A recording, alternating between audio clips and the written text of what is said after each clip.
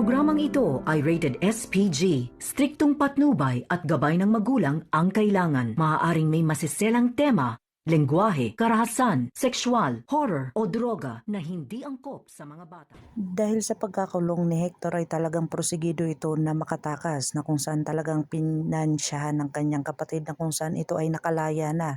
Dito na siya pinagsabihan ng pulis na talagang pag-uulitin niya ang mga ginawa niya na mangsasakit ng babae ay talagang siya na mismo ang huhuli dito sa kanya. Dito na nga ay talagang sinabi ni Hector sa kanyang sarili na talagang babawi at talagang kikitilin niya ang buhay ni Pretty na kung saan talagang nag-inuman sila ng kanyang mga barkada at talagang pinagplanuhan niya kung paano itong si Pretty papatayin. Dito na nga pinuntahan ni Hector itong si Pretty kung saan kakaalis lang ng kanyang kaibigan.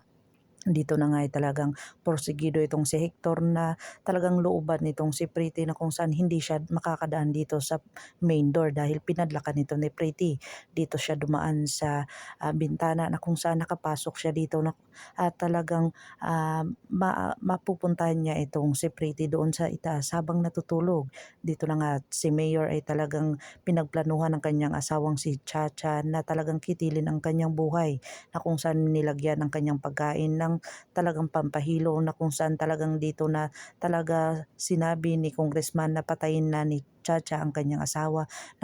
Bihag nga ni Congressman itong si Neneng at talagang naniniwala ang kanyang kapatid na si Vanessa na makikita niya ito. Dito na nga nagdasal si Vanessa ng time team na kung saan talagang sinabi niya dito na patawarin siya sa kanyang mga ginagawa na kung saan busy siya at talagang ngayon lang siya lalapit dito na kung saan gusto niyang makita ang kanyang kapatid at talagang prosigido siya na sana tulungan siya ng Panginoon na makita ang kanyang kapatid na si Neneng kung saan man siya naroroon. Pakakabangan natin ang mga susunod pa na episode na ito, ang Black Rider. Kung bago lang po kayo sa aking channel, please like, share, and subscribe para ma-update po kayo sa mga susunod pa. Yun lamang po at maraming salamat.